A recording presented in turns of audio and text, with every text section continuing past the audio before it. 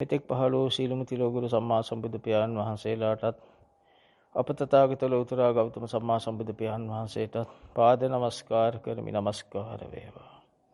මේ මොහොතේ පවත්වන ධර්ම දේශනාව තුන් ලෝකයාගේ දුක්ගිනි නිවීම සඳහා නිවන් මඟ උදෙසා සසර දුක් කෙලවර කිරීම පිණිස හේතු වාසනා වේවා. බුදු සරණයි. අපි සුපුරුදු පරිදි අපිට ලැබුණු මහත් භාග්‍යවන්ත වාසනාවන්ත අවස්ථාවකට අනුව ලෞතර සම්මා සම්බුදු පියාණන් වහන්සේ විසින් දේශනා කොට වදාළ සද්ධර්ම ශ්‍රවණය කරන්නට මේ සූදානම් වෙන්නේ. ඒ අපි ලබාගත් තම තමන් ලබාගත් පෙර පිනකට අනුව. ඒ ධර්ම ශ්‍රවණය කරද්දී අපට දැනෙනවා අපි වැරදි පාරක යන බව. දහමේ නැති බව.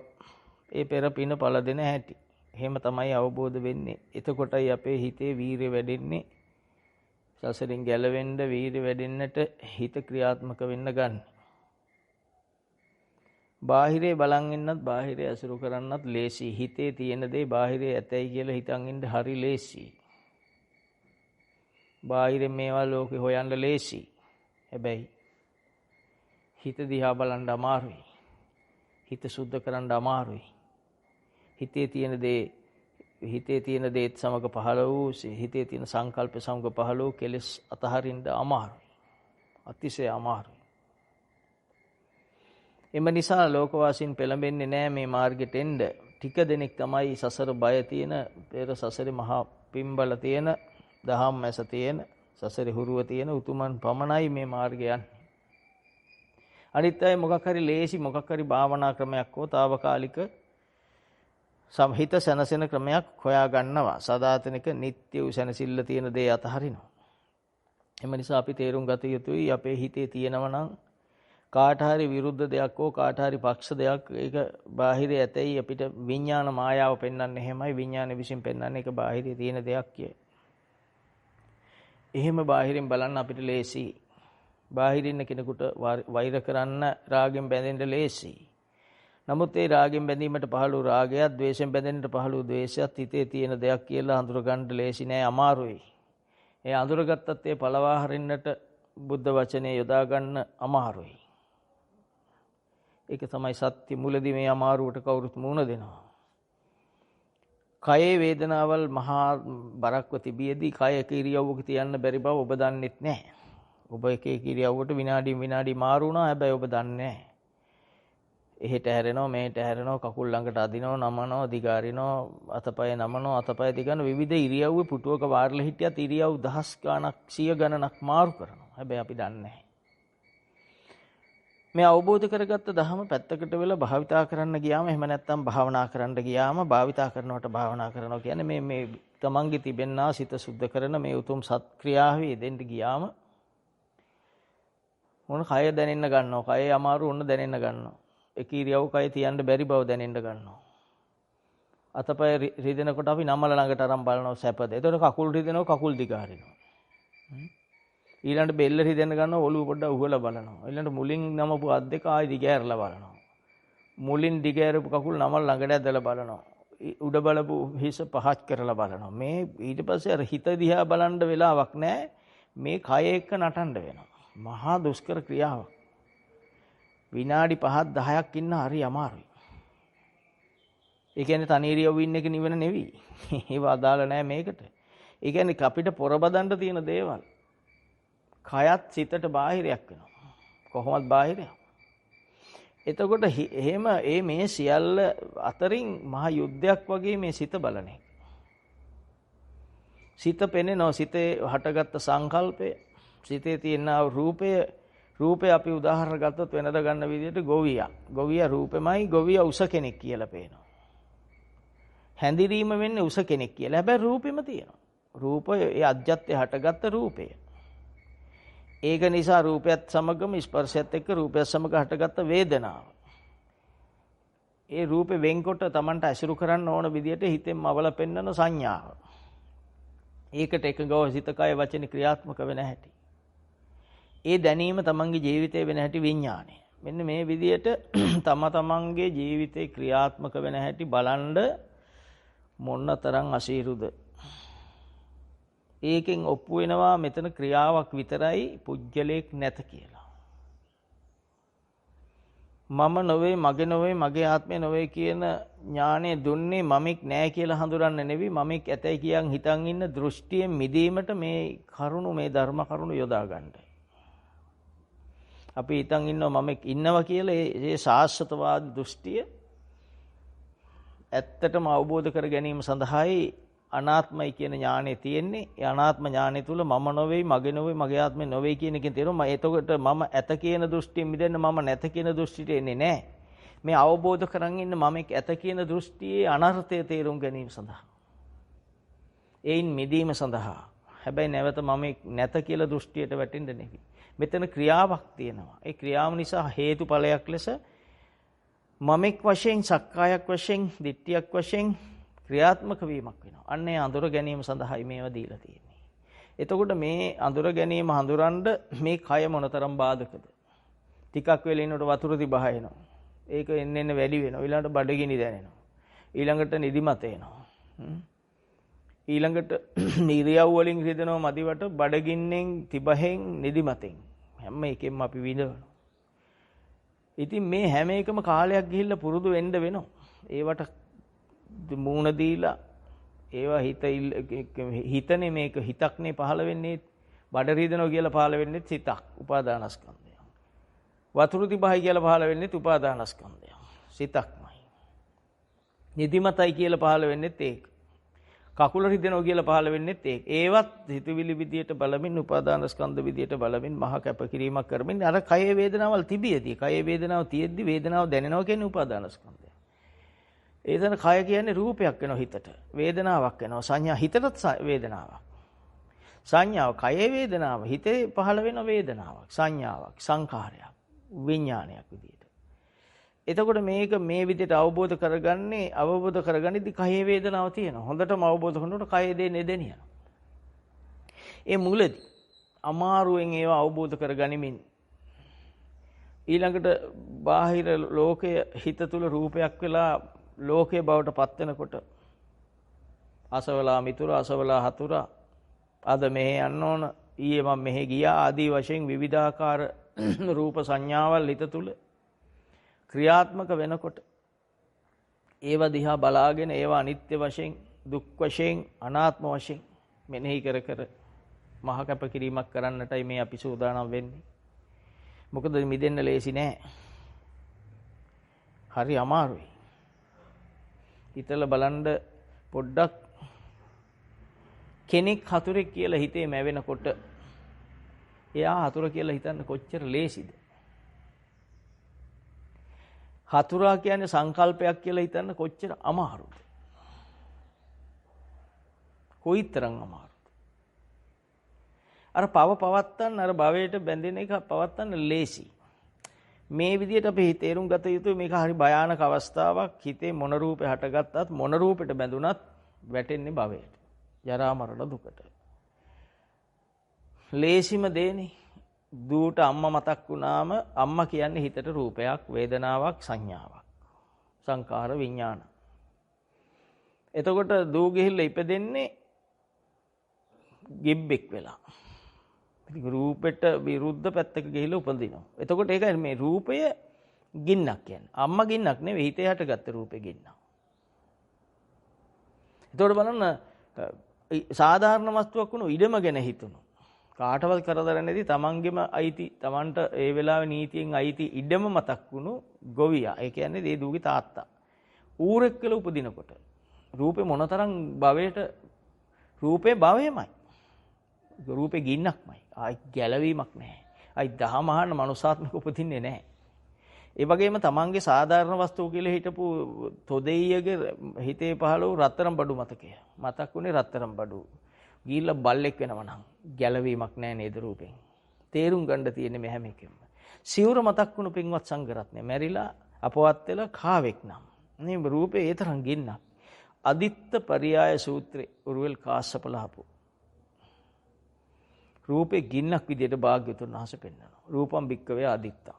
මේ ගිනි ගැනීමක් රූපේ. එහෙනම් රූපය ඇස ගිනිගත්සේක, විඥානය ගිනිගත්සේක, මේ තුන්දෙනා එකතු වෙන ස්පර්ශයම ගිනිගත්සේක. ඒක නිසා හටගන්න වේදනාව ගිනිගත්සේක. ඔය ආදී වශයෙන් ඔක්කොම මේ ගිනි අවුල ගත්ත හැටි. දැන් මේ බුදුන් වහන්සේ කෙනෙක් දේශනා කරන්නේ මේ අපි ඉන්න ක්‍රමයේ අනිත් පැත්ත. යටිකුරු කළ භාජනය කියන්නේ මේක තේරුම් ගනිමු. යටිකුරු කරලා කියන්නේ හරි දේ අනිත් පැත්ත තියලා. එහෙනම් උඩුකුරු වෙලා කියන්නේ හරි දේ ඇතහැරලා වැරදි දේ පාවිච්චි කරනවා. පිටිපැත්තේ මොකුත් කරන්න බෑනේ පිඟානේ. පිඟානේ වැඩක් ගන්න බෑ. ඒ නිසා යටිකුරු කළ භාජනේ උඩට හැරෙවුවා කියන්නේ යටිකුරු කරලා තියෙන්නේ කියන හරි දේ අපිට පේන්නේ නැහැ. වැහිලානේ. වැරදි දේ අපිට පේන්නේ. එහෙනම් අපි උඩුකුරු කරනවා කියන්නේ මේ සියල්ලම එහෙනම් සබ්බේ සංඛාරා දුක්ඛා කියලා දේශනා කරා නම් මොනම සකස් වීමක්වත් තියෙන්න බෑනේ හොඳ. සකස් වීම තමයි රාග දේශ මොහ කියන්නේ. ඒකත් එක්ක සකස් වෙන්නේ කෙලෙස්. අකුසල්. රාග දේශ මොහ කියන්නේ අකුසල්. ඒ කියන්නේ කෙලෙස්. එතකොට නිකලෙස් වෙනවා කියන්නේ රාගය මිදෙන එක. විත රාග වෙන එක. රාග ක්ෂය වෙන එක. රාගය ක්ෂය වෙන එක. රාගය නැති වෙන එක. විතරාග වෙනවා කියන්නේ රාගේ සම්පූර්ණ නූපදින තත්ත්වය. එතකොට ද්වේෂය කියන්නේ කෙලෙස් පැත්ත, සසරට බැඳෙන පැත්ත. එතකොට ද්වේෂක්ෂය වෙනවා කියන්නේ ද්වේෂය ඇසුරුන වෙන පැත්ත. මෝහය කියන්නේ සසරට බැඳෙන පැත්ත. සසරමයි. මේ ටික මම අද ඔබට මේක මෙච්චර විස්තරයක් කරන්නේ ඔබ තේරුම් ගත යුතුයි. නමුත් ඔබ වචනය අහුවට දන්නේ නැති නිසා අර්ථය මේ කියන්නේ. එතකොට මෝහය ක්ෂය වෙනවා කියන්නේ මෝහෙ මිදෙන එකයි. මොහය ඇසුරු නොවන එක මොහක්ෂය. එතකොට රාගක්ෂය, ද්වේෂක්ෂය, මොහක්ෂය කියන්නේ කුසලේ. ඒතර දැන් රාග දේශ මොහ කියන්නේ අකුසලේ. එතකොට රාගයක් හෝ දේශයක් පහළ වුණා නම් අපිට රාගයේ දේශ මොහ ඇසුරු වෙනවා නම් එතන තියෙන අකුසලේ භවයේ. එතකොට දැන් රත්තරන් මතක් වුණා. රත්තරන් කෙරෙහි ලෝභ සිත ආවා. රාගයට බැඳුණා. මේ රාගයෙන් බැඳුණා රත්තරන් වලට. එතකොට මැරෙන මොහොතේ තියෙන සිතේ ලක්ෂණ ටික මේ කියන්නේ. ගති ටික. එතකොට ගිහිල්ලා බල්ලෙක් කියලා උපන්නා. එතකොට එහෙනම් ඒක බීජ ටික. මේ මරණාසන්න මොහොතේ ක්‍රියාත්මක වෙන සිතම තමයි බීජ කියන්නේ. එහා පැත්තේ පැලවෙන්න ඊළඟ තැන උපදින්න උදව් වෙන ධර්ම. එතකොට මව් කුසක බලු කුසක උත්පත්ති ලබන්න උදව් වෙන ධර්ම. දැන් වෙනද මේ රූපය අසුර කරොත් ඉවරයක් නැහැ. ගැළවීමක් නැහැ අද අවබෝධ කරගන්න. භාවිතා කරන්න පුළුවන් අවබෝධ කරගන්න එපා. හොඳට අවබෝධ කරගන්න. මේ බුද්ධ වචනෙන්මයි මම මේ ගන්නෙ. සම්මා සම්බුදුන් වහන්සේ කෙනෙක් දේශනා කරන නිර්මල සම්බුද්ධ වචනෙන් ඒ සඳහා අටුවාවේ තියෙනා වූ උතුම් කතා වස්තු වලින් ආදර්ශ කතා වස්තු වලින් ගත්ත කොටස් මේ කතා කරන්නේ. එතකොට අම්මට මතක් වෙන්නේ මහත්තයා. මැරෙන වෙලාවේ අම්මට මතක් වුණේ මහත්තයා. ගිහිල්ලා ඉපදුනා ගැරන්ඩියෙක් වෙලා. කවදාවත් ගැලවීමක් නැහැ. රූපේ තරම් ගෙන්නක්. රූපේ තරම් භාවයමයි. ඒකයි බුදුන් වහන්සේලා මේ රූපේ ඇසුරු වෙන්නේ රාග දේශ මොහ තියෙනකම් විතරයි. රාග දේශ මොහ පවතින අවිද්‍යාව තියෙනකම්. මේක විපාකයක් කියලා නොදන්න තාක් රාගය, ද්වේෂය Taman තුල ලියලමින්, වැඩෙමින්, අලුත් වෙමින්, බලවත් වෙමින්, සක්‍රිය වෙමින් පවතිනවා. රාග දේශ මොහේ දැකලා රාග දේශ මොහය අනර්ථ කොට, අසුබ කොට, අවඩක් කොට මෙනෙහි කරොත්. ඒ කියන්නේ ගලපා බැලුවා. සම්බුද්ධ වචනයට ගැලපුවත් මේ උපන් සිතේ ලක්ෂණ බුද්ධ වචනයට නොගලපමින් නුවණැස පාද කරගත්තොත් ඒකාන්තයෙන්ම රාග දේශ මොහ හින්දෙනවා. හින්දෙන්න ගන්නවා. එහි බල අඩු වෙන්න ගන්නවා. ෂය වෙන්න ගන්නවා. ෂය වෙනවා කියන අඩු වෙන්න ගන්නවා.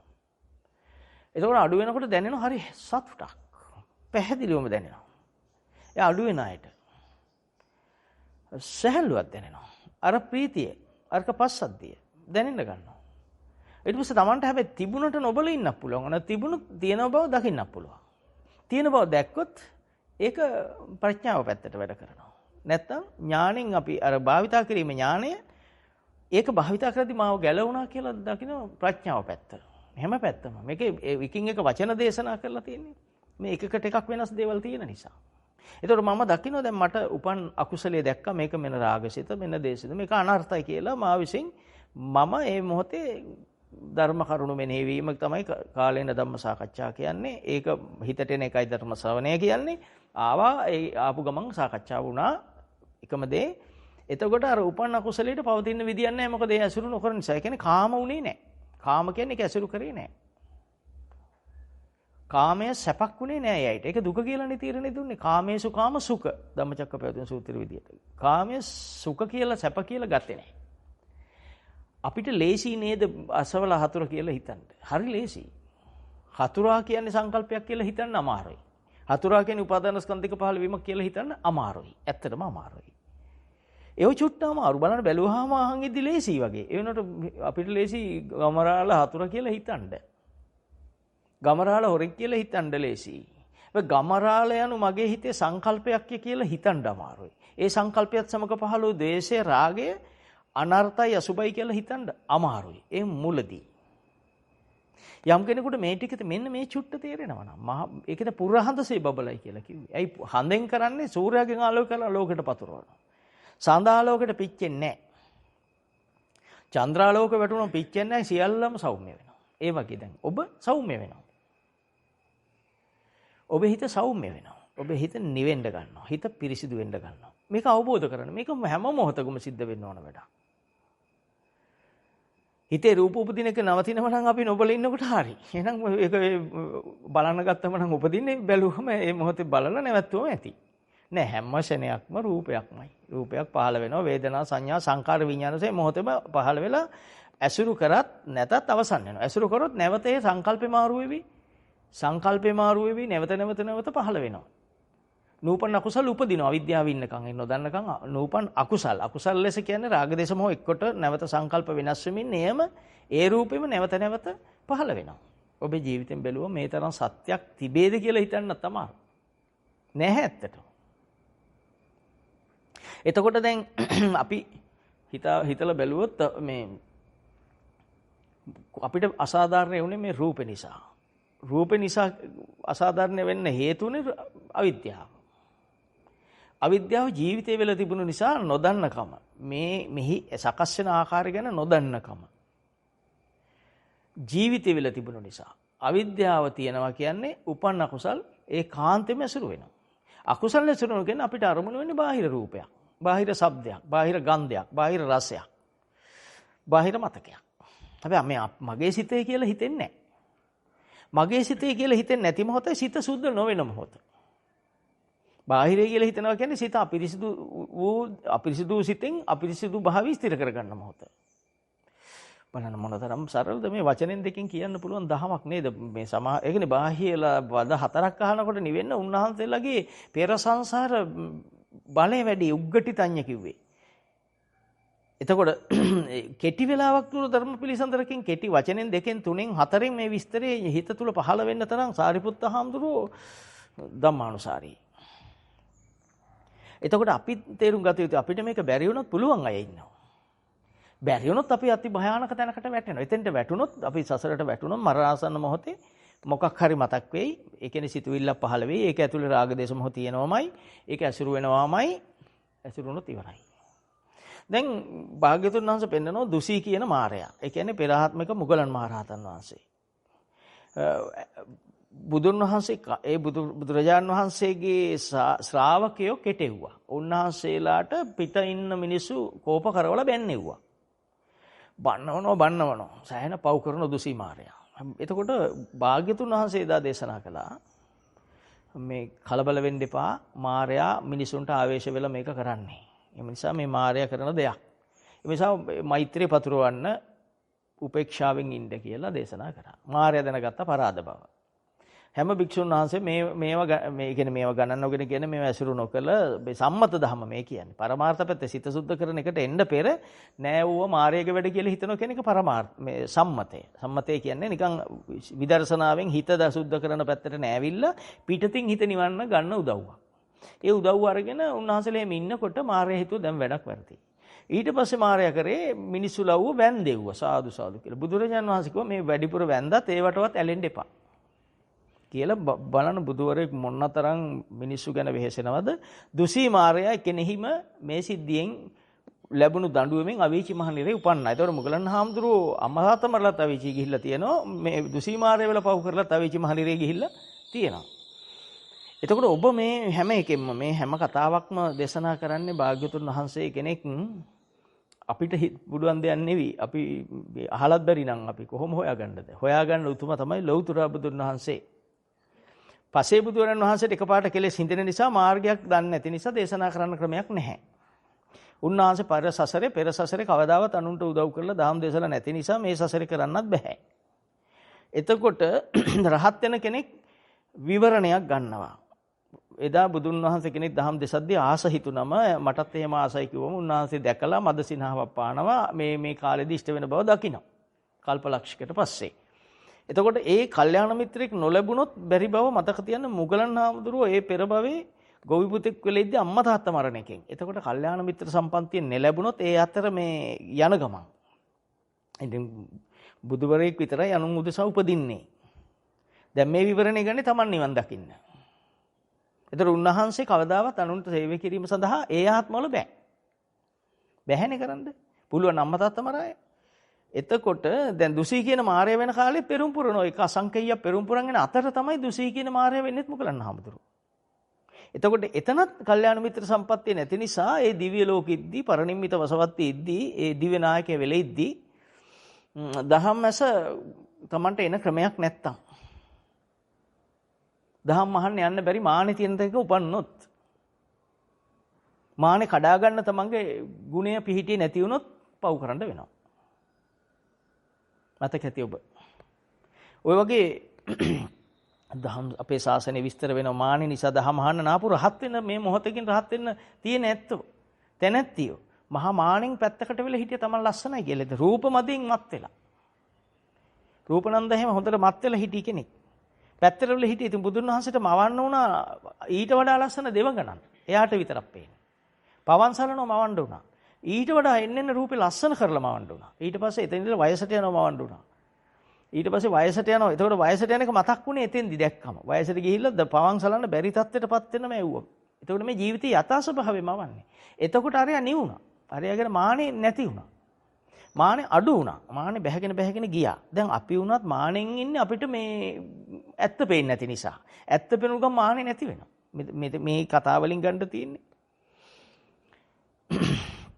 එතකොට මේ මෙහෙණියෝ අධික මානෙන් හිටපු තැන්වලදී භාග්‍යවතුන් වහන්සේ උපායශීලී වුණේ. ඒ මාන නිසා අපායට ගියොත් දැන් කොහෙ කියලා යන්නද? දැන් නිර්වල ගිහිල්ලා ඉපදිලා මේ භවයේ කොහොමද? දැන් මේ අපිට තුවාලයක් වුණාම කට්ටකට හිරුණාම එන වේදනාව ඔහොමනම් කොහොමද අවීචියක උපන්නා. උපමාවකින්වත් ගන්න බෑ.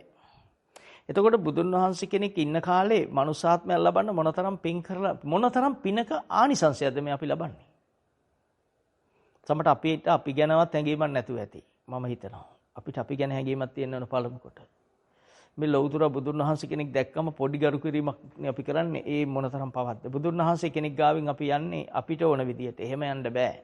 ඔබ රාජ්‍ය නායකයෙක් ළඟත් ඔබ ඔවුන්ට මහා ගෞරවයක් කරන ඔලු නමනවා බහිනව පුටු වලින් දමුත් බුදුන් වහන්සේට එහෙමද කරු කරන්නේ? තුන් ලෝකයක් දේවාති දේව බ්‍රහ්මාති දේව. දෙවියන්ගෙත් දේව බ්‍රහ්මයන්ටත් දේව නායක වූ බුදුන් වහන්සේට කෙසේනම් ගරු කළ යුතුද? කෙසේනම් කතා කළ යුතුද? ඉතින් අපි කතා කරන වචනේ මොනතරම් පව්කාර වචනද? සමහරු කවුරු කතා කරත් පවමයි. කවුරු බිව්වත් වසනන් වසනේ. එතකොට තමන්ගේ තුන්දර සුද්ධ කරගෙන සිත කය වචනේ සුද්ධ වෙන විදියට අවබෝධයටපත් වෙච්ච කෙනෙක් කරන කතාවෙන් තමයි බුදුන් වහන්සේ කෙනෙකුට ගෞරව කිරීම ආරම්භ වෙන්නේ සෝවාන් මාර්ගයේදී. එතකන්නේ ඔය පළමුව සෝවාන් වෙන කෙනෙකුගේ කැඩෙන ධර්ම වලින් හිඳෙන ධර්ම වලින් අත්හැරෙන ධර්ම තමයි සක්කාය දිට්ඨිය විචිකිච්ඡාව. උතන විචිකිච්ඡාව කියන්නේ බුදුන් වහන්සේ කෙරේ ප්‍රසාදේ නැතිකමමයි. ප්‍රසාදයක් නැහැනේ බුදුහාමුදුරුවෝ සුරු වෙන්නේ දහමැසුනොත් නේ සක්කාය දිට්ඨිය කැඩෙන්නේ. ඒතකොට සක්කාය දිට්ඨිය කැඩෙනකොටයි බුදුන් වහන්සේ ගැන ගෞරවය එන්නේ. එතන හොඳටම උපමාව ගන්න පුළුවන් චණ්ඩාල මැහැල්ල බුදුන් වහන්සේට වැන්දේ ආනන්ද හාමුදුරුවෝ හඳුන්වා දුන්නට පස්සේ. එතකොට එයාට එකපාරට දාන සිතක් ආවා. උන්වහන්සේට මොනවද දෙන්න හිතුණා. නබන හිත වෙනස් වෙන හැටි. හැමෝන්ටම බැන යන පිස්සු මැහැල්ලක්. චණ්ඩාල මැහැල්ලක්. හැමෝන්ටම දකින්න අයට බනින චණ්ඩාල කුලේ මැහැල්ලක්. එයාට බනිනව හැමෝන්ටම. ආර්යයන්ට බනිනවා. ඉතින් සංඝරත්නයට බනිනවා. එහෙම කෙනෙක් පිස්සියක්. නමුත් බුදුන් වහන්සේට බැන්න ගමන් උන්වහන්සේගේ මහා ප්‍රාර්ථනාව මත පෙර සසර කරපු පොඩි පිනක් තිබිලා බුදුන් වහන්සේට වඳින්න හිතුනේ. වැන්ද ගමන් අන්න ඒ පින බලවත් වුණා. බලවත් වුණු සිතින් එයාට එකපාරට හිතුණු බුදුන් වහන්සේට මොනවා හරි දෙන්න. අන්න හිත වෙනස් වුණාම පරිවර්තනය. ඊළඟ ක්‍රියාව දාන සිතක් ආවේ. මුඩු පිට්ටු කැල්ලක් දෙන්න තරම් හිත වෙන පරිවර්තනයක් වෙන්නේ අර බුදුන් වහන්සේ කෙරෙහි ශ්‍රද්ධාව ආවට පස්සේ. එතකොට එතන මාර්ගේ නැති තැන පිටතින් ශ්‍රද්ධාව වැඩිලා බුදුහාමුදුරුවෝ කෙරෙහි. ආපු ශ්‍රද්ධාව එහෙමනම් ඔබ සෝවාන් මාර්ගෙදී සිත සුද්ධ කරනකොට එන සතුට අරවට උපමා කරන්න බෑ. ඒ ආර්ය ශ්‍රද්ධාව කියන්නේ සෝවාන් වෙන කෙනෙකුගේ බුදුන් වහන්සේ කෙරෙහි එන මහා පැහැදීම. මේ මොන උපමාවකින්වත් පෙන්වන්න බෑ. උන්වහන්සේට මේ ලෝකෙ එහෙම කෙනාට දෙවෙනියෙක් නෑ. බුදුන් වහන්සේ පමණයි අම්මා වෙන්නේ තාත්තා වෙන්නේ. ඒ කියන්නේ සම්මත ලෝකේ අම්මා තාත්තට අපි සසරෙන් ගලවන්න බෑනේ. සම්මත අම්මා තාත්තක් ගැලවිලා නෑනේ. ඒව ගැන දන්නෙත් නෑනේ. යන්න දෙන්නෙත් නෑනේ දහමට. දහමට ගියා බයිනවා. මේ හැමදේම කියන්නේ ඔබට ඔබ ඉන්න ස්ථාවරේ තේරුම් ගන්න. ඔබේ හිත සුද්ධ වෙලා නම් ඔබට පේන්න බෑ බාහිර දෙයක්, හැඩ දෙයක් හෝ කැත දෙයක් විදියට. එතකොට රාගය පැතිරෙනවා, ද්වේෂය පැතිරෙනවා. එළිය කෙනා හතුරු කියලා පේන්න බෑ. එතකොට ද්වේෂය පැතිරෙනවා. මේ හැම එකම ඉතින් මට කියන්න බෑ මේ සමාජයක් තුල ඉඳන්නේ මේ මම කතා කරන්නේ මේ මහ විකෘති වූ සමාජයක් තුල විකෘති මිනිස්සු අස්සේ ඉඳන් කතා කරද්දී හැම එකෙම ගැලවි උපායශීලීව කතා කරන්නේ. නැත්තම් කතා කරන්න ඕන ටික දන්නවා. කියන්න ඕන දහම් පරයය දන්නවා. ඒ නිසා මේ 100ට 5ක් 10ක් කියවෙන්නේ. මා අවබෝධ කරගන්නා වූ පැත්තකට වෙලා ඉඳන් අවබෝධ කරන්නා වූ ඥානෙට අහු වෙන්නා වූ පරාසෙම කියන්න බෑ ඇත්තටම. ඒව කියන්න පුළුවන් දවසක් උදා වේවා කියලා කවුරු ප්‍රාර්ථනා කරගන්න. මොකද නිර්මල දහම ඇහුවම තනි වචනෙන් කියන්න පුළුවන්. මෙන්න මෙහෙම ඉන්න කියන්න පුළුවන්. නමුත් පරිසරේ නෑ. පරිසරයෙන් වෙන කොටස නෑ. අපි තේරුම් ගන්නට උත්සාහ කරමු අපේ හිත ලේසි නෑ සුද්ධ කරන එක. හිත බලන එක ලේසි නෑ. ඒ කියන්නේ ඔබ මේකෙන් අයින් කරන්න කියනව නෙවෙයි. ඔබ වීර වඩවන්න මේ කියන්නේ. ඔබට හිතෙන්න පුළුවන් දැන් බඩගිනි. ඔබට බඩගිනි කියලා හිතන එක ලේසි, බඩගිනි කියලා පහළ වුණේ සිතුවිල්ලක් කියලා හිතන්න අමාරුයි. ඔබ හිතනවා බඩගින්නට උත්තරේ නැති වෙයි මම මෙහෙම හිතුවොත් කියලා. ඒක අසාධාරණයක් කියලා ඔබ හිතනවා. කෙනෙක් වැටුණා මෙයා නැගිටන්න පෙර ඔබට වැටුණා කියලා පේනකොට මේක සිතුවිල්ලක්, ඒක ඇහැ රූපේ ගැටෙනකොට මුදයක් කියලා හිතනවා. හැබැයි ඔබ හිතන්නේ අරයට ඔබට උදව් කරන්න බැරි වෙන්නේ නැහැ. ඔබට එතෙන්දි තමයි හොඳටම හිත එන්නේ අරයා නැගිටන්න ඕන කියලා. ඔබට භාවිතා නොකර හිතපු එකක් ඒ ඉස්සෙල්ලා. භාවිතා කරන කෙනාට හිතෙනවා මේ අය ලෝකෙට සේවය කරන්නේ අයයි. බුදුන් වහන්සේලාට සේවය කරේ අනේපිඬු සිටුපවා දහම ඇහුවට පස්සේ. ජේතවනාරාමයක් කරන් දෙන්න ඊට පස්සේ. ඒ වගේ තමයි ධර්ම ශ්‍රවණය කරාට පස්සේ මේ ලෝකෙට උදව් කරනවා. දැන් බුදුන් වහන්සේ පූතිගත්ත තිස්ස හාමුදුරුවෝ නාවන. ඒ තුවාල හැදිලා තිබුණු පූතිගත්ත තිස්ස හාමුදුරුවෝ දොහවණය කරනවා. ආනන්ද හාමුදුරන්ටවත් එන්න දුන්නේ නැහැ. එතකොට මේ මහා කරුණාව ඔබේ මට්ටමට ඔබේ පැහැදෙන්නේ කරුණාව බුදුන් වහන්සේ කෙනෙකුගේ මහා කරුණාව. එතකොට කරුණාව පහළ වුණාම සියලු සත්‍යෝ සූපත් වේවා කියලා ජීවිතේ පවතිනවා. හැමතිස්සෙම පවතින සංකල්පනාව ඒක. මෛත්‍රී සංකල්පයක්. ඒක මොකද හේතුව ඔබ කැමති නැහැ සතෙක් කෑ ගහනවටවත්. සතෙක් තුවාල වෙනවටවත් කැමති නැහැ. එතකොට ඉතිරි ටික හිතා ගන්න පුළුවන් නේ ඔබට දැන් මහා අධ්‍යාපනයක් ලැබලා තියෙනවනේ අපි. මහා ලොකු මහා ගැඹීර අධ්‍යාපනයක් ලැබලා තියෙනවනේ දැන් තේරෙන්න ඕනේ ඉතිරි ටික. එක ගානයිනේ ඔබට කියලා දෙන්නේ නැත්නම් ඉතිරි ගණන් ඔබනේ හැදුවේ. එහෙනම් මේකත් එහෙමයි. දැන් ඔබ කැමති සත්තු මැරෙනවට ඔබේ කුස පුරව ගන්න අවිද්‍යාව ඉන්නකම්. ඔබට රිදෙනවා කියලා තේරෙනවා. රිදෙනකොට ඔබට වේදනාව තේරෙනවා නම් ඔබට තේරෙනවා නම් මේක හරි වේදනයි. අනේ මේ මගේ වේදනාව වෙලාවේ මට තියෙන සිතක් මේක උපාදානස්කන්ධයක්. මට මේ වේදනාව තියෙද්දි මැරුණොත් මං අපායට යනවා. දැන් අවිද්‍යාවෙන් මිදෙන්න මට බුදුන් වහන්සේ දහම් දෙසුවා. එම නිසා මට දැන් මේ කයේ වේදනාව තියෙද්දි මට මෙනෙහි කරන්න පුළුවන්. මට කුසල් සිතක් උපදව ගන්න පුළුවන්. මට සසරෙන් ගැලවෙන්න පුළුවන්. අනිත් ලෝකයට බෑ නේද? අන්න මෛත්‍රිය පහළ වෙනවා එහෙම හිතනකොට. අනිත් අයට මම මේක උදව් කළ යුතුයි නේද? එහෙනම් මට රිදෙනකොට පුළුවන් නම් මට හිතෙන් ගැලවෙන්න අනික් කෙනාට දහම නැත්තම් මම රිදෙන එක නවත්තන්න ඕන අඩු ගානේ. මට රිදීම සඳහා වෙන කාර්ය නවත්තන්න ඕන කියලා ඒ මහා කුසල් සිත්, මෛත්‍රී සිත්, උපේක්ෂා සහගත ඥාන සංප්‍රයුක්ත සිත් පහළ වෙන යට. අපි මේ සිත්වලට නම් නොදී ඉඳිමු. සිතට නම් නොදී සිත ගැන කතා කරමු. එතකොට ලේසි. එතකොට මෙවැනි ආකාරයේ සිතුවිලි වල මහා වෙනසක්, මහා උසස් බවක් ලැබෙනවා. ඔබ බත් කන්න ඉස්සෙල්ලව බත් මිටක් අයින් කරා අපේ පුරුදු ඉස්සර පොඩි කාලේ ඉඳලා. කනකොට බත් ඇටයක් බත් පොඩි කටක් අනන්නේ නැතුව වෙනම එළවලු ටිකක් අපි වැඩියෙන්ම කන්න ආසෙන් තමයි වැඩියෙන්ම අයින් කරන්නත් ඕන. නමුත් අපි අයින් කරා අපිට ඒ පුරුද්ද හෙළයන්ට තිබ්බා. මොකද මේක ගෞතම බුදුන් වහන්සේ භාවිතා කරන නම හෙළය, හෙළ දීපය. ඒතකොට මේ හෙළයන්ට හෙළ සිරිත් යන බුදු සිරිත් තිබුණා. කන්න එකෙන් පවා මුල කොටසක් අයින් කරන කටක්. හැබැයි තමන් ආසම එළවලු අයින් කරන්න අකමැති. නාන්න ආසමකින් තමයි වැඩිපුර අයින් කරන්න ඕන. ඔය අර ඔහුගේ තියෙන ලෝභය තණ්හාව අයින් කරන්න මේ බත් කට පවා යොදාගත්තා. අනිත් ඒක එතකොට මේ බත් කට කාලේ වරුණාම ගිහිල්ලා වෙන සතෙකුට ආහාර වේවා කියලා තියෙනවා. දක්ෂිණ විභංග සූත්‍රය දේශනා කරනවා ඉඳුල් වතුර විසි කරද්දි සතෙකුට ආහාර වේවා කියලා හිතුවොත් 10 වරක් ලැබෙනවා කියලා. එතකොට දැන් මේ ආහාර ටිකක් ඔබ තියන්නේ. ඔබ නොඉඳුල් කොටසක්. මේ නොඉඳුල් කොටස ඔබ අයින් කරා. ඔබ ප්‍රථම නොඉඳුල් කොටස බුදුන් වහන්සේට බුද්ධ පූජාවට තියෙනවා ඇති. ඒව තියන්න පුළුවන් වෙලාවට තියෙනවා ඇති. නමුත් ආහාරපතින් අයින් කරා. ඒ තරම් අපිට හෙළයන්ට මෛත්‍රිය පුරුදු කරලා තිබ්බා. අද ඒක නැහැ.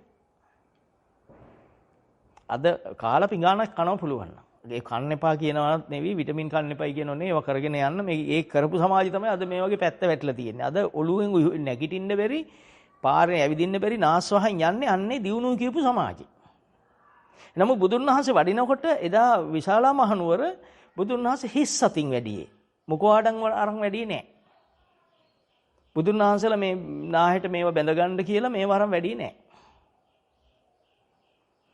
වෙන මොකු ප්‍රතිකාර නෑ බුදුන් වහන්සේලා යනකොටම ප්‍රශ්න ඉවරයි. එතකොට උත්තමයන් වහන්සේ කෙනෙකුගේ අසල හිටියත් ගුණේ එනවා. අපිට එහෙම හිතන්න අපිට පුරුදු කරලත් නෑ. අපි හිතන්නෙත් නෑ. කවුරු හරි කියන එක අහන්නයි අපි පුරුදු කරේ.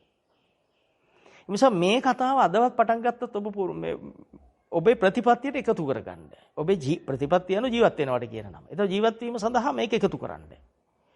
ඔබ තව කෙනෙකුට බැලලා තව කෙනෙක් හොඳයි කියනකොට අනිත් අය නරක වෙන්න එපා. ඔබම වෛරෙනේ ඇසුරු කරන්නේ. ඉතින් ඔබ කවද සසර ඔබ ගැලවෙන්නේ නැතුව ඔබ කොහොමද අනුන් ගලවන්නේ? මේ ලෝකේ සියලු සත්‍යෝ කියලා අපි පටන් ගන්න. එහෙනම් සියලු දෙනා අම්මා තාත්තා උනා කියලා බුදුන් වහන්සේ කෙනෙක් මේ සත්‍ය දේශනා කළේ. අපි හිත මොනතරම් මෛත්‍රී සහගතද? අපිට එහෙම හිතෙනවා නම් හිතෙන්නේ නැත්තම් ඉතින් මොකද්ද කියලා ඔබම තේරුම් ගන්න. ඔබ ගැන ඔබ දකින්න. මේ හැමෝම අම්මා තාත්තා වුණා නම් අද අන්‍ය ජාතික වෙලා අන්‍ය රටවලින් අපේ අය.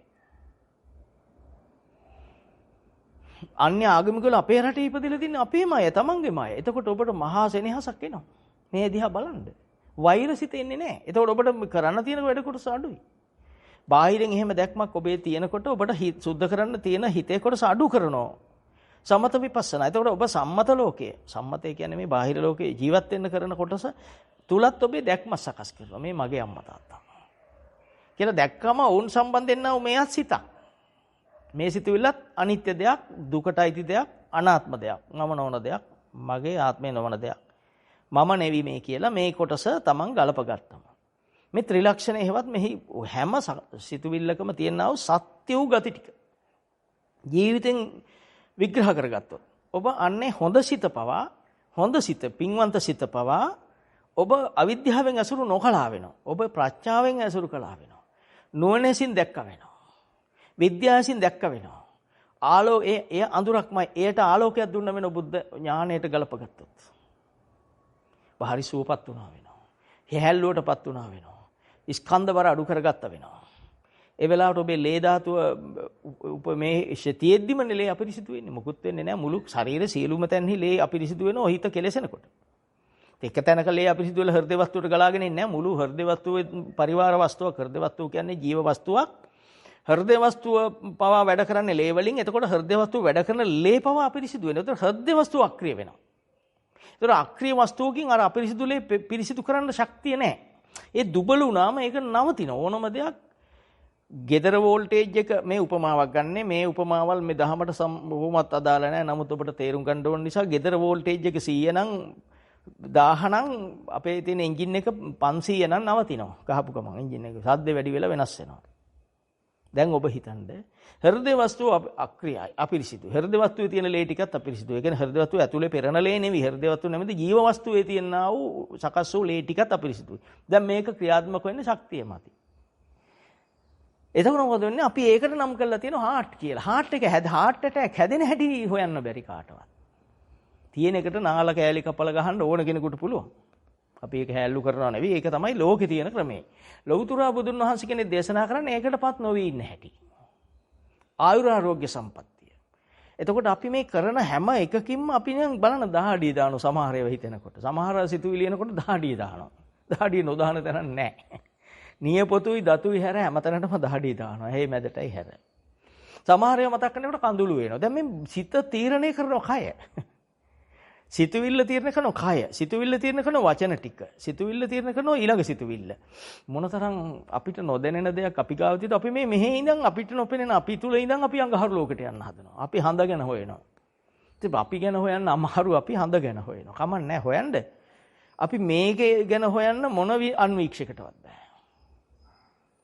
සෛල කෝටියට සුදු ලොකු කරලා බැලුවත් ප්‍රකෝටියට ඔබ ලොකු කරලා බලන්න පුළුවන් තාක්ෂණය දිනුනේ. හැබැයි ඔබේ සිත පේන තාක්ෂණයක් නම් ඉදිරියට එන්නෙත් නැහැ.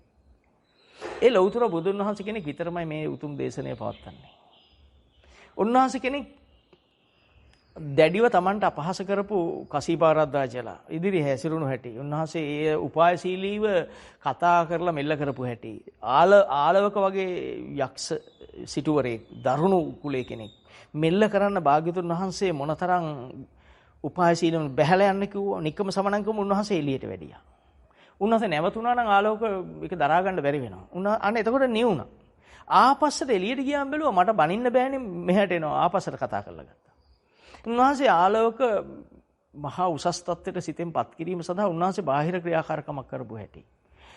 අඟුලිමාල මම නැවතිලා කියලා උන්වහන්සේ වඩින ගමන් මම නැවතිලා කිව්වා. එතකොට මෙයාට නොතේරෙන බසකින් උත්තර දීලා අරයාගේ හිත පාලනය කරපු හැටි తాවකාලිකව. අවශ්‍ය දේ කියන්නේ හිත පාලනය කරගත්ත හැටි.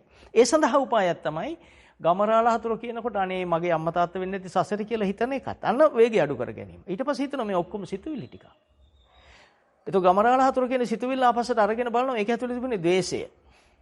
එතකොට මේ මගේම කෙනෙකුට ඒකව ද්වේෂය තියෙන. මේ ද්වේෂය මට අනර්ථ කොට මෙනෙහි කරනවා. අසුබ කොට මෙනෙහි කරනවා. ඒ වෙලාවේ ඔබ ඉන්නේ ශාසනේ. ඒ වෙලාවේ ඔබේ ජීවිතය ඇති ශාසනයේට. බුදුන් වහන්සේ සරණ මේ යන්නේ. ඔබ බුද්ධං සරණං ගච්ඡාමි කියලා ඔබ කිව් තුන් සැරයක් කිව් එකේ ප්‍රකට ජීවමාන වීම මේ තියෙන්නේ. ඒ ජීවමාන වීමක් තියෙන්නේ. එතකොට ඔබ නිවෙන්න ගන්නවා. දැන් නැත්තම් ගමරාලා හතුරු කියලා හිතුවනම් එයාට කරන්න ඕන දේ ඊළඟට එනවා. එතකොට ආවට වැඩිය එහෙම හිතුණු මොහොතට වැඩිය දෙවෙනි සිතුවිල්ලත් එක්ක වේගෙ වැඩි වෙනවා. තුන්වෙනි සිතුවිල්ලත් එක්ක ඊටත් වැඩිය වැඩි වෙනවා. හතරවෙනි සිතුවිල්ලත් එක්ක වැඩි වෙනවා. වැඩි වෙලා දරා ගන්න බැරි වුණාම ආයුධයක් එනවා අතට. දැන් ඔබ යන්නේ මහා ප්‍රාණඝාතයක් කරා. එතකොට මේ වගේ නිවෙන කෙනෙකුට හිතෙනවා මොනතරම් සුන්දරද මේ දහමනේ ලෝකෙ පැතිරෙනවා නම් මේ ලෝකේ සත්තු අදත් ජීවත් වෙනවා. සතෙකුට ගහන්න තියා සිතෙකුට හීරින් පාරක් වෙනකොටත් ඔබ අකමැති. එතෙන් දෙනකම් මෛත්‍රියෙන් අරන් එන ඔබ. ඉතිරි ලෝක ගැන විග්‍රහය ඔබට බාරයි. මං කියවනේ මම සීමිත ප්‍රමාණය 105ක් 10ක් අතර මේ කතා කරන්නේ. ඊටත් අඩු ඇති 105ක් වෙන්නත් පුළුවන්. සමාජ ක්‍රමයේ මත කිවීමට නොහැකි දේවල් වැඩි. ඉතිරි ටික අපි දවසක කතා කරන්න පුළුවන් වෙයි කියලා හිතෙනවා. ශාසනය බැබලෙනවා නිර්මල වචනෙම කියන්න පුළුවන් පරිසරය තියෙන්න බෑ. එතකොට ඔබ හිතන්න අද මේ සකස් වීම මේ හේතුඵලය සකස් වීම කියන්නේ හේතුඵලය හේතුව යම් හේතු ගැටෙනවා. ගැටෙනකොට එයම ඵලය වෙලා සිත කය වචනය බවට පරිවර්තන චිත්ත සංකාර කාය සංකාර වචී සංකාර. මේක තුල මට පාප අරමුණක් නම් තියෙන්නේ. මගේ සිත පාප අරමුණකින් නම් සකස් වුනේ. ඒ පාප අරමුණින්ම කය වචනේ හැදුනා නම් පාප අරමුණට කියනවා අපුණ්‍ය අபிසංකාරය. එතකොට අපුණ්‍ය අபிසංකාරයක් මුල් කොට කය සිත වචනේ. පුණ්‍ය අபிසංකාරය මම කාට හරි උදව් කරන්න ඕන කියන එක මුල් කොට නම් මගේ සිත කය වචනේ හැදුනේ ඒ පුණ්‍ය අபிසංකාරය. මට එන බලයක් මුල් කොට නම් අරූප අධ්‍යානයක් මොනහෝ ධ්‍යාන බලයක් මුල් කොට නම් මගේ සිත කය වචනේ වැඩ කරන්නේ ඒක අනිත්‍ය අபிසංස්කාරය. එතකොට මේ ඔක්කොම සංස්කාරය බුදුන් වහන්සේ දේශනා කරන්නේ අනිත්‍යයි කියලා. සබ්බේ සංඛාර අනිත්‍යයි. සියලු සංස්කාර අනිත්‍යයි. හේතු නිසා යමක් හට ගන්නවද හේතු නැතිවීමෙන් නිරුද්ධ වෙනවා. හේතුන් පටිච්ච සම්භූතං හේතු බංගා නිරුච්ඡanti. එතකොට අපිට මෙන්න මේ හැම ධර්ම කරුණක්ම ඒ මොහොතට ගලපා බැලීමේ ශක්තිය තමයි ඥාන ශක්තිය කියන්නේ. ඒක අපිට පහළ වෙන්න ඕන. නැතිනම් අපි හිතමු දුසී මාරයට පොරන්න පුළුවන් වුණු ප්‍රමාණයක් තියෙනවා. දේවදත්තට භාග්‍යතුන් වහන්සේගෙන් පරිගන්නට කරන්න පුළුවන් වූ ප්‍රමාණයක් තියෙනවා. කොච්චර දැඟලුවත් ප්‍රමාණයක් කාටවත් ලෝකේ තියෙනවා. අපි මේ ලෝකේ සම්මත මිනිස්සු ගැන මම උපමා නොගන්නේ නැත්තේ මේ සමාජ ක්‍රමය නිසා. නැත්තම් ගන්නවා මම උපමාවල්. අරන් පෙන්නන ඕන කෙනෙකුට දඟලන්න අරින්න දඟලන කෙනාට කරන්න පුළුවන් ප්‍රමාණයක් තියෙනවා. මහා බලයක් අරගෙන දඟලපු අජාසත් රජුගේ උදව් වරන් දඟලපු දේවදත්තට පුළුවන් වූ ප්‍රමාණයක් තිබ්බා. ඒව ස්ථිර වීමේ ඒ කරන සියලු සාහසිකකම් දේවදත්තගේ පළදීමේදී උන්වහන්සේලාගේ සීලය බුදුන් වහන්සේගේ තුන ආර්යකාන්තෝ අති පරම සාන්ත සීලය. සිත සුද්ධ වීම නිසා ආරම්භ වූ බුදුන් වහන්සේ කෙනෙකුගේ කිසි කෙනෙකුට සම කළ නොහැකි සීලය තුල බාහිර කෙනාගේ මොන පාප සිතක් වුණත් ක්‍රියාත්මක කරන ප්‍රමාණයක් තියෙනවා. ඔබ සීලවන්ත නම් ඔබ කරපු පෙර පවක් වෙන්න පුළුවන් ඵල දෙන්නේ. ඒකේ ඔබට ඵල දෙන ප්‍රමාණයක් තියෙනවා. එහි මහා අඩුවීමක් තියෙනවා.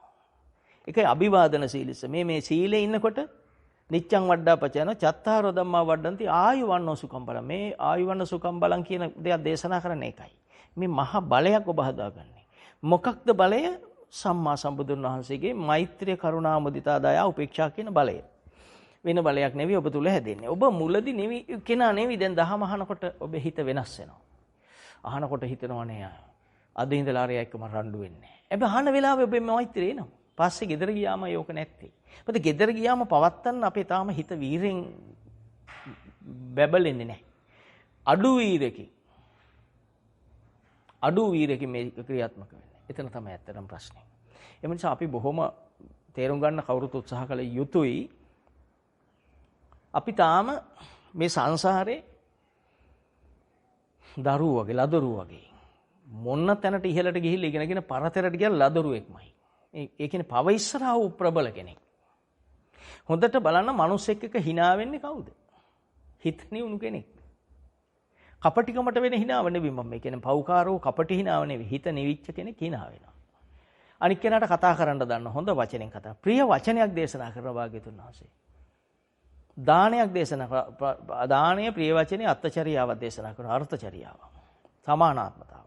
මම කොටම සලකන්න ඕන. මමමයි මේ ඉන්නේ කියලා හිතන්න කියනවා. අපිට නිවෙන්න බුදුන් වහන්සේ මොනතරම් බාහු සත්‍යංච සිප්පංච මොනතරම් ශිල්ප මොනතරම් මාර්ග ඥාන මොනතරම් උපාය උපක්‍රම බුදුන් වහන්සේ අපට දෙයියනේ දීලා තියෙනවද? අපි මොනතරම් වාසනාවන්තද කියලා. අපට බැරිකම මේ තියෙන්නේ. අපට බැරි අපි හිතනවා මේ අද දවසේ රස්සාව කරලා මේ ඉවරලා විවේකයක් අරන් පස්සේ පැය භාගයක් කරනවා කියලා. එහෙම දෙයක් බුදුන් වහන්සේ දේශනා කරන්නේ අපමාදින සම්පාදිත. අපමාදෝ අමතපදං. අපමතන මියන්ති. ඒතකොට දැන් අර අතරේ රස්සාව කරලා පස්සේ කරන්නම් කියද්දි මැරුණොත් කරන වෙන තැන හිතා ගන්න. ඒතකොට ඒ වෙලේ ඒ මූණද පරිමුඛං සතින් උපට්ඨපෙත මේ පරිමුඛයේදීම සිද්ධිය වෙන අවස්ථාවෙම දකින්න මේක සිතුවිල්ලක්මයි. මේක සිතුවිල්ලක්ම. හිතනකොටම නෙවිලානේ පුරුදු කෙනාට බ්‍රේක් එකට යාන්තම් වාහනේට කකුල තියන්න එයා දන්නවා හරියට තියන්න ඕන තැන. පුරුදු වෙද්දී අපි බ්‍රේක් එක තියලා තියන්නේ ඇක්සලරේටර් එකට. එක්කෝ ක්ලච් එකට. මේක වරදිනවා අපිට. ඊට පස්සේ අපි තියලා තියෙන්නේ බිමට කකුල. ඇක්සලරේටර් එක උඩි කකුල තියන් ගිහිල්ලා කකුල තියන්නේ බිමට. බ්‍රේක් එක ගිරීලා වදිනවා. දැන් පුරුදු කෙනා එහෙම නෙවෙයි කතා කර යද්දී අවශ්‍ය එකට මේ කතා කරන ගමන් බ්‍රේක් එකට කකුල තියවිලා. ඒ වගේ මේ දහම හරි ලස්සනට ජීවත් වෙද්දී මේක සිතවිල්ල කියලා හිතද්දිම උපන්න අකුසල් පහ කරගන්න කෙනෙක්. එතකොට අකුසලයේ තියෙනවා නම් එයා කපටියෙක්. අකුසලයේ භාවිතා කරන්නේ රාගයේ තියෙන රාගයේ සඳහානේ දැන් මේ කෙනා ඇසුරු කරන්නේ. ද්වේෂය සඳහානේ මෙයා ඇසුරු කරන්නේ. දැන් එයා අර දහම් පරයය එහෙම නැත්නම් දහම් මග දහම් අවවාදී තිබුණා නම් එතෙන්දිම ඔහු හිතෙන් මුදව ගත්තා. මුදවගෙන දැන් එයා නිවුණු භවෙ මේ ඇසුරු කරන්නේ. ඔහු හරි සතුටින් ඇසුරු කරන්නේ. දහම යනු සතුට, දහම යනු ප්‍රීතිය, දහම යනු සුඛය වෙන දෙයක් නැහැ. එතකොට මේ දහම යනු සතුටින් මේ කෙනා ඇසුරු කරද්දී ඔහුට දැනෙනවා අනේ මල් ළඟ බුදුහාමුදුර වැඩ ඉන්න බුදුන් වහන්සේ යනු දහමමයි. යෝ ධම්මං පස්සති සෝමං පස්සති. ඒ යමෙක් දහමේ ඉන්නවා නම් ඒ බුදුන් වහන්සේ සරණ යන කෙනෙක්. බුදුහාමුදුරුමයි ඇසුරු කරන්නේ. බුදුන් වහන්සේගේ සේවය ලබා ගන්න කෙනෙක්. භාග්‍යතුන් වහන්සේට යුතුයකම් කරන කෙනෙක්. උන්වහන්සේට පූජාවක් පවත්වන කෙනෙක්. හිමාය ධම්මානු ධම්මපටිපත්තිය බුද්ධං පූජේමි. එතකොට ප්‍රතිපදාවෙන් ඔහු පූජාවක් පවත්වනවා. කවදාවත් වෙනස් නොවෙන. අන්නේ தත්ත්වයට ඔහුපත් වුණාම ඔහු කතා කරද්දී කතා නොකරද්දී ඇවිදිද්දී හැම ඉරියව්වම ඔහු දකිනවා. මේ ඇවිදිනවා කියන්නේ කාය සංස්කාරයක්. ඇවිදින මොහොතේ එක පාදේ එක පියවරක් තියෙනකොට ඒ සංස්කාරය අනිත්‍ය වෙලා ගියා. ඔහු එහෙම හිතනකොට ඔහුගෙන් උපදින්න තියෙන අකුසල් චිත්ත උපදින්න එක නවතින.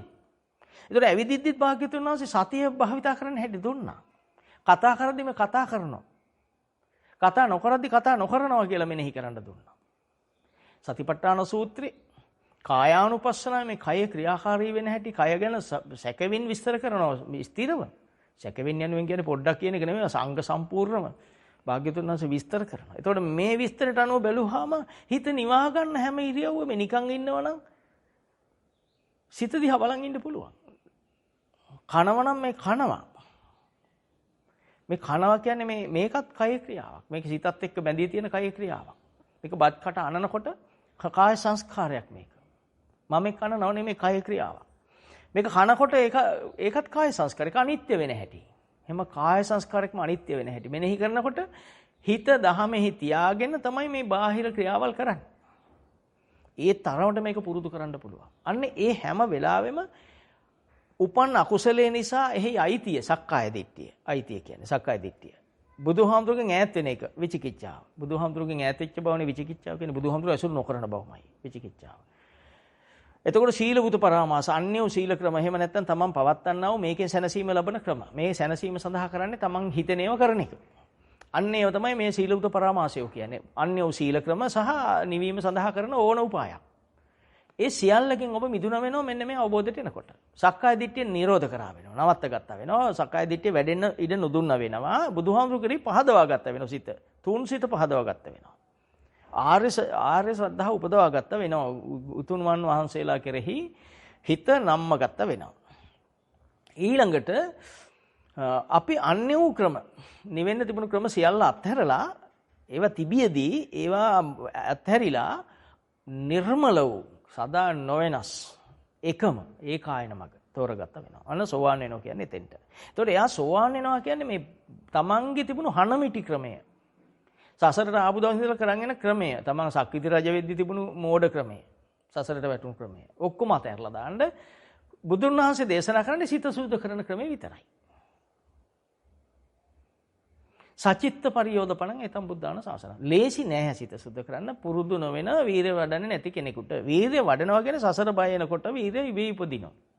කොටියාට බය වුණාම දුවන්න ගන්නවා. කොටියා ගැන දන්නේ නැති කෙනා කොටිය දැක්කට දුවන්නේ නැහැ. කොටිය දැක්කාම පොඩි ළමයි කොටිය අල්ලන්න ළඟට යනවා. කොටිය හොඳට හපලා කනවා. කොටියයි ස්වභාවය. හැබැයි කොටිය ගැන දන්න කෙනෙක් නම කියලා අන්න අර කැලේ ඉන්නේ කොටිය කිව්වම ගෙට දුවන්නේ ගේත් කඩන් දුවන එළිය. ගෙට පැන්න ගේදි අල්ලන් කනවනේ කොටිය. ඒ තරම් සසර බය ආවට පස්සේ වීර නිකම්ම වැඩෙනවා. සසර ගැන නොදන්න කෙනෙක් මේ ආත්මේ ඉපදුනා මේ ආත්මේ මරුණා මෙතනින් ඉවරයි කියලා හිතන කෙනෙක් ගැන මොන කතාවද? කතා කරන්නත් දෙයක් නැහැ. හොයන්න දෙයක්වත් නැහැ. උන් ගැන උන්ගේ කතා දිහා බලන් ඉන්න දෙයක්වත් නැහැ. මේවා දිනු කරාම මේ රටේ මේවා හැදුවාම ඇති කියලා හිතන් ඉන්න පිරිස මිත්‍යා දෘෂ්ටික පිරිස. නමුත් ඒකත් කරන ගමන් හිත සුද්ධ කරන්න ඕන බුදුන් වහන්සේලා සරණ යන්න ඕන පිරිස ආර්ය පිරිස. එයාට මේ ලෝක දිනු කරන්න පුළුවන්. පුළුවන්. පොද අනාගාමී වෙනකන් ගෙදර ඉන්න පුළුවන් නේ. අර ගෙදර ඉන්නවා කියන්නේ කාමාවචර ලෝකේ අල්ප වූ ක්‍රමයක. අල්ප වූ කැමැත්තකින්. ඉන්න පුළුවන් සරලම ක්‍රමේ. ඒ කියන්නේ අනුශය ධර්ම ඒ සසරේ පුරුදු වලින් එන්නා වූ කෙලෙස් ධර්මයන් කෙලෙස් හිඳුනේ නැති නිසා ඉන්න පුළුවන් ගෙදර. හිඳුනම ආසාවල් නැහනේ. මොනවත් නැහැ. උන්වහන්සේට මොකක් කරන්න හිතක් පහළ වෙන්නේ. හැබැයි එතෙන්ට ගිහිල්ලා බලන්න ඕන එකක්. මේ නිකන් කියලා පාඩම් කරන් කියලා වැඩක් නැහැ. ත්‍රිපිටකේ කටපාඩම් කරත් වැඩක් නැහැ. භාවිතා නොකරනවා නම්.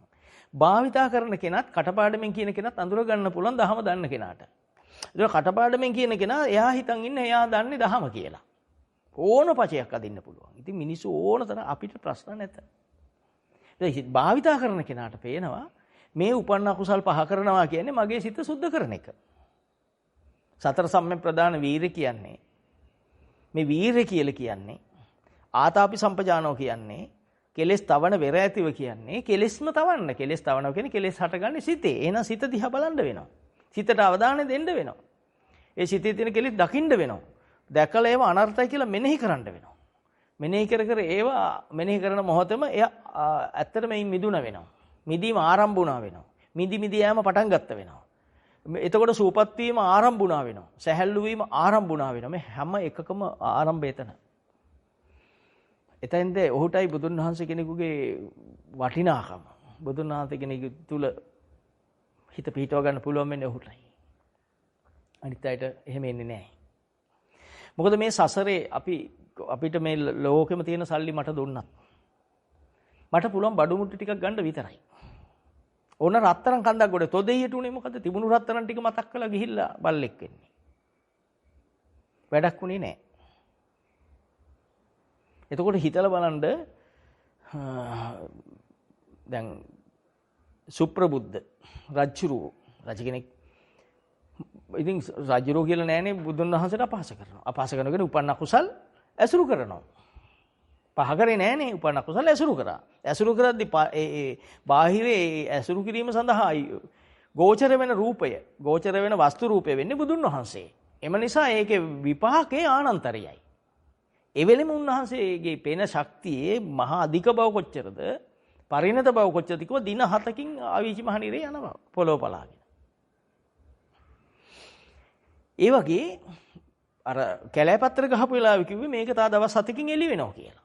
මට කෑ ගහන්න එපා කිව්වා. මතක ඇති. එතකොට මේ හැම එකක්ම කියන්නේ මේ හැම එකකින්ම කියන්නේ අපේ සීලය ඉදිරි, අපේ නිවැරදි බව ඉස්සරහා. අපි වැරදි නොකරන බව ඉස්සරහා. වැරදි මිදීමට පටන් ගත්ත තැන ඉඳලා අපි මේ සසරෙන් ගැලවෙන්න ආරම්භ වෙන තැන ඉඳලා අපි බලය සකස් වෙනවා. මොකද්ද බෞද්ධ ආර්ය මාර්ගයේ තියෙන බලය? බලයක් තියෙන බල ධර්ම ටිකක් අපට දේශනා කරලා තියෙනවා. ශ්‍රද්ධා, විරිය, සති, සමාධි, ප්‍රඥා. වෙන මොකුත් නැහැ. ඒකත් එක්ක තියෙන බලය තමයි අපිට එන්න තියෙන කර්ම වේග තියෙන ඒවා අඩු වෙලා එනවා. ඒවා අපි ළඟට එන්න බැරි වෙනවා. මා ආනන්තරිය නම් විතරක් එයි. සුළුවෙම සුළු වෙලා එනවා ඉතින්. දරා ගන්න පුළුවන් මට්ටමට සුළු වෙලා එනවා. සම්පූර්ණව තියනවා කියන්නේ නෙමෙයි කර්මයෙන් හැදුණු කය තියෙනකන් කර්මජ කයට එනවා. සිත කයත් අතෑරලා තියෙන නිසා, සියල්ලම අතෑරපු නිසා බලාගෙන ඉන්න පුළුවන් උපේක්ෂාවේ. සිතෙන් මේ කයට වෙන විපත්තිය දරාගෙන කොච්චර වේදනාවක් තිබුණත් දරාගෙන ඉන්න පුළුවන්.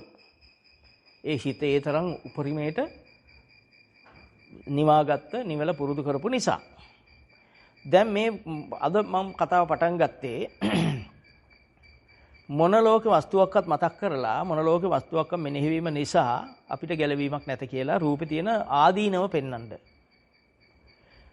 අදිත්ත පරියාය සූත්‍ර දේශනා කර අපේ පින්වත් ලෞතර තථාගතයන් වහන්සේ දා උරුවෙල් කාශ්‍යප, නදී කාශ්‍යප, ගයා කාශ්‍යප කියන තුන්බෑ ජටිලයන්ට දේශනා කර සූත්‍රයේ රූපම් භික්කවේ ආදිත්තං, චක්කුම් භික්කවේ ආදිත්තං, රූපම් භික්කවේ ආදිත්තං, චක්කු විඥානම් භික්කවේ ආදිත්තං, චක්කු සම්පස්සෝ භික්කවේ ආදිත්තං කියලා දේශනා කර මේ මහා ගාම්භීර බුද්ධ වචනේ අපේ ජීවිතේට භාවිතා කරන්න හැටි මේ කතා කරේ. එතකොට රූපේ ඉස්සරන් ගින්නක් නම්. දැන් ඔබ හිතන්න ඔබ මේක ඔප්පු කරගන්න. ගින්න යනු පත්තු වෙවි යනවා.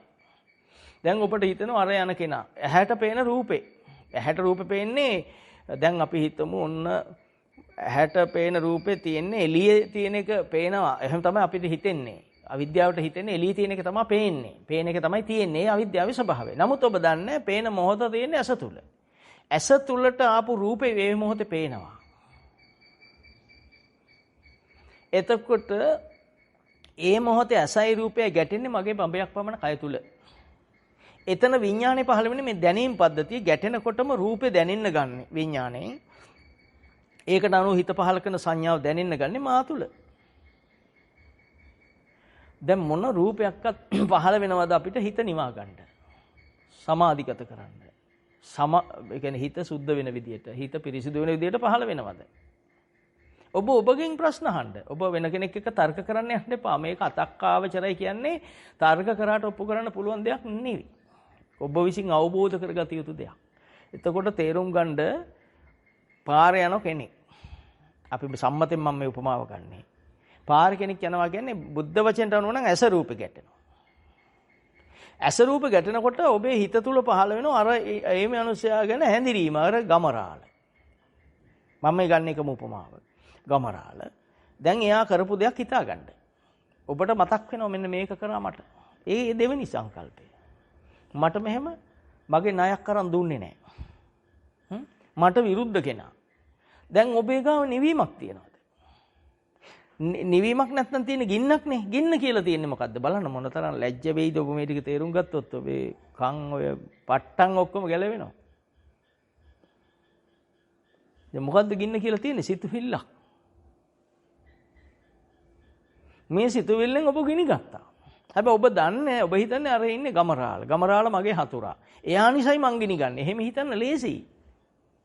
හිත ගිනි ගන්න විදිහට හිතන්න හරිම ඒක තමයි ස්වභාවය. ප්‍රත්‍යඥ ස්වභාවය කියන්නේ ඕක. ඒතකොට මේක කාට වුණත් එකයි. මම මේක රජ ඇඳුමක් ඇඳන් හිටියත් මේක මේ විදිය සුදු ඇඳන් හිටියත් අමුඩයක් ගහන් හිටියත් එකයි. සීමා සහිතව මම කතා කරන්නේ. ඉතින් ටික ඔබ උපමාවට දාලා බලන්න. කම්මනා වසලෝ හෝති. ක්‍රියාවෙන්මයි වසලය. ක්‍රියාව යනු මගේ ක්‍රියාත්මක වීම භාවිතා කිරීමමයි. ඒතකොට මට හිතෙනවා අර මගේ හතුරා. අර හතුරා කියලා හිතන වෙලාවේ මගේ හිත අසුද්ධයි. අපිරිසිදුයි. මට හිතසුව පිණිස නොවේ මගේ සිතුවිල්ල තියෙන්නේ. මට හිත පිණිස. හැබැයි මට තේරෙන්නේ නැත්තම් මං කවුද? මම කවුද? මට නම් වචන එනවා කියන්න මං ඉතින් පාලනයකින් කතා කරන්නේ. නැත්නම් ඉතින් මිනිස්සු අපිට බයිනවනේ.